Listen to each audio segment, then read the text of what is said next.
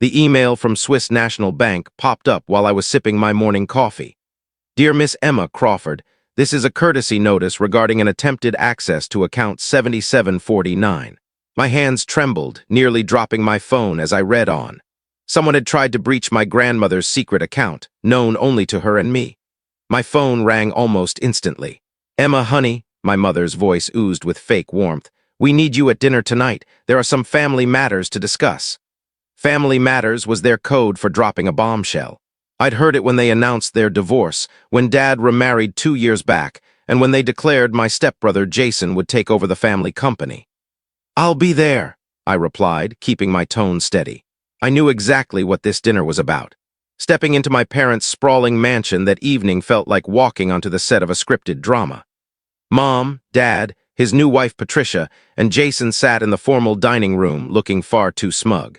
Emma, sweetheart, take a seat, Mom said, pointing to the lone, empty chair. At 32, I felt like a kid about to be scolded. We need to discuss your grandmother's estate, she continued. There it was. Grandma Alina had passed 6 months ago, leaving what everyone assumed was a modest fortune. The family knew about her primary accounts, properties, and investments. Substantial, but not the full picture. What they didn't know was that Grandma Alina was far savvier than they realized. What about it?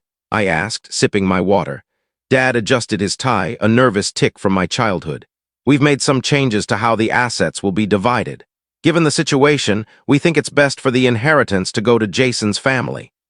Jason, my 35-year-old stepbrother who'd never worked a day, grinned across the table.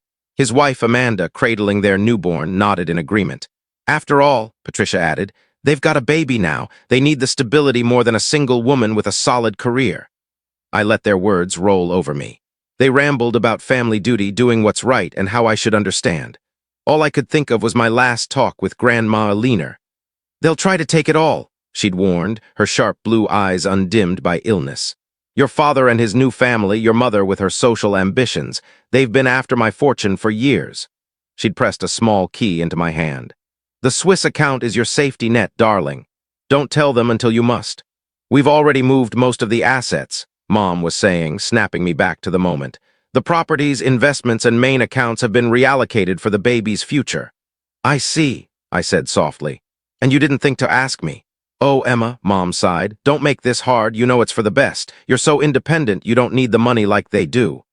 Jason and Amanda exchanged victorious glances. Mom dabbed at non-existent tears with her monogrammed napkin, while Dad avoided my eyes. They thought they'd outsmarted me, stripped me of Grandma's legacy.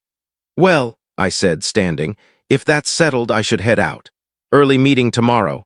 That's it, Jason asked, clearly wanting a fight. No objections, I smiled, thinking of the Swiss bank's email. What's there to argue? You've made your decision. As I walked to my car, my phone buzzed again. Another email from Swiss National Bank. Unauthorized access attempt blocked. Security measures activated. Please contact your account manager at your earliest convenience. I started my car, picturing the fortune tucked away in that Swiss account, 3 times larger than what my family thought they'd just swiped. Sometimes the best revenge isn't a shouting match. It's letting people think they've won until they realize they never stood a chance. The next morning, I sat in the sleek office of Mr. Weber, the Swiss bank's local representative. The leather chair creaked as I shifted, watching him review security protocols on his screen. Miss Crawford, he said, his accent faint but crisp, your grandmother was meticulous in her planning. The attempted access triggered several safeguards she established. I nodded, recalling Grandma Alina's methodical nature. What did they try to do? He turned his monitor, displaying a series of documents. They submitted forged documents claiming power of attorney, attempting to transfer the account to names like Jason Crawford and Amanda Crawford. Of course they did. I could imagine Mom's handwriting on the fakes, Dad's signature carefully copied. They'd probably spent weeks plotting, thinking they were so clever. The fascinating part, Mr. Weber said, a faint smile tugging at his lips, is that your grandmother foresaw this. She left specific instructions. He handed me a sealed envelope, the paper thick and luxurious. My hands shook slightly as I opened it, recognizing Grandma Alina's graceful handwriting. My dearest Emma, if you're reading this, they've shown their true selves.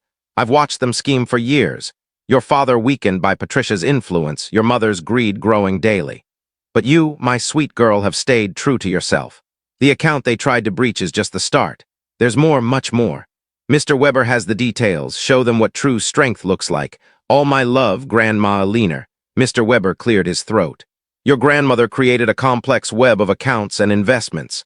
The attempted breach activated her contingency plan. Would you like to proceed?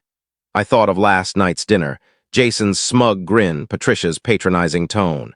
Yes, I said firmly, show me everything. Over the next 2 hours, Mr. Weber unveiled the full extent of Grandma Alina's fortune. The Swiss account was just the surface. There were investment portfolios, real estate, and offshore accounts, all hidden from the family's greedy eyes. And now, he said, typing, per your grandmother's instructions, we can start reclaiming the assets they tried to transfer. My phone buzzed. A frantic text from Mom. Emma, something's wrong with the accounts. Call me now. Then Dad, we need to talk. Urgent. Even Jason, who never texted me, sent, what did you do? I silenced my phone and turned to Mr. Weber. What's happening to their accounts? He adjusted his glasses. The properties they tried to transfer are frozen pending a fraud investigation. The investment accounts they accessed are under audit. He paused, allowing a small smile. And the trust fund they set up for Jason's baby is being reviewed for potential criminal activity. I leaned back, absorbing it. Grandma Alina hadn't just protected my inheritance. She'd laid a trap for anyone who tried to steal it. My phone kept buzzing, Patricia now, probably realizing their scheme was crumbling. Amanda sent desperate texts, each more frantic. There's one more thing, Mr. Weber said, producing another envelope. Your grandmother left instructions about the family business. I opened it, reading quickly, then again, stunned.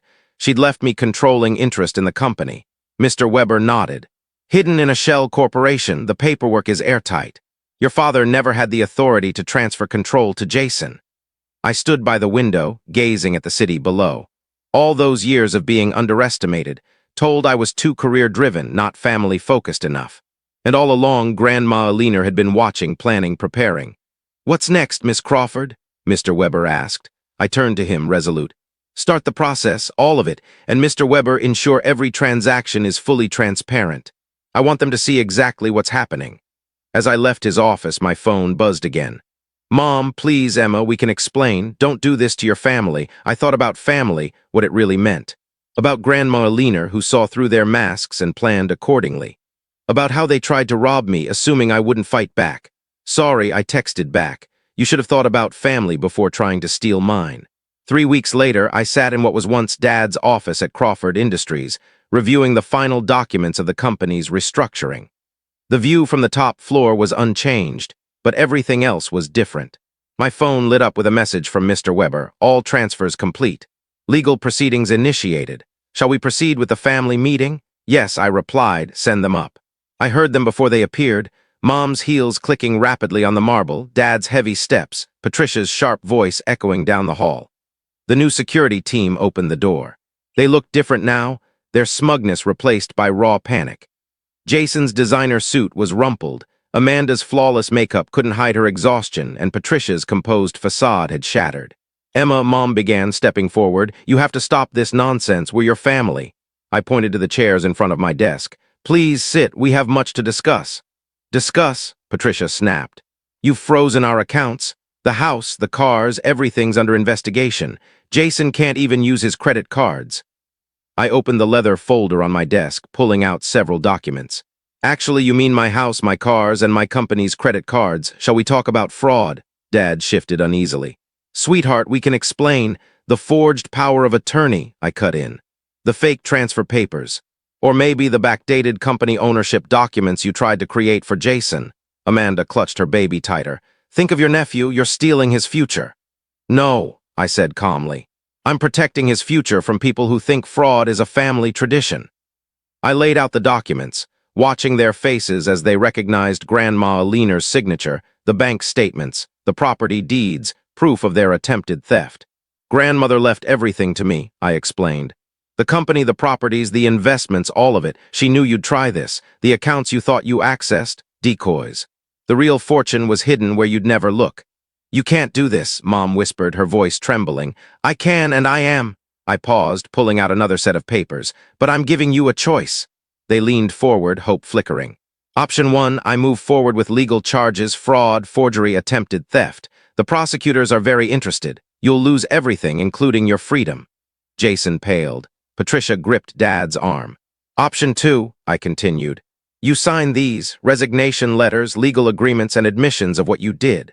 Sign, and I'll provide a modest monthly allowance, enough to live comfortably, not lavishly. You'll have no access to company assets, no control over properties, and no role in business operations. And the baby? Amanda asked softly. I softened slightly. I've set up a trust fund for him, controlled solely by me. He'll have what he needs for education and a good start, but you and Jason won't touch it. They huddled, whispering urgently. I remembered all the family dinners where they'd schemed against me, dismissed my accomplishments, and tried to manipulate Grandma Alina's legacy. Finally, Dad grabbed a pen. One by one they signed, their hands unsteady but clear. You'll get your first allowance next month, I said, collecting the papers. Security will show you out. Don't contact me directly, everything goes through the lawyers now. As they turned to leave, Mom paused. How long was she planning this? Years, I answered. Grandmother saw who you were long before you showed me. After they left, I stood by the window, watching their cars drive off. My phone buzzed with a message from Mr. Weber. All documents received. Shall we proceed with the charitable foundation your grandmother outlined?